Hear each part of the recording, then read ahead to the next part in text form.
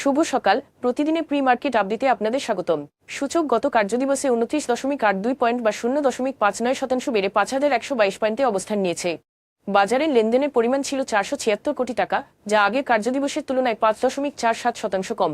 সরকার 2025 সালের প্রথম 9 মাসে British American tobacco BAT Bangladesh থেকে ভ্যাট ও সম্পূরক শুল্ক বাবদ 27,196 কোটি টাকা রাজস্ব সংগ্রহ করেছে, যা গত বছরের একই সময়ের তুলনায় 14% বেশি। অর্থনৈতিক সম্পর্ক বিভাগ ইআরডি এর তথ্যানুযায়ী 2025-26 অর্থবছরের প্রথম প্রান্তিকে বৈদেশিক ঋণের প্রতিশ্রুতি 3,222% এবং বিতরণ 35.7% বেড়েছে।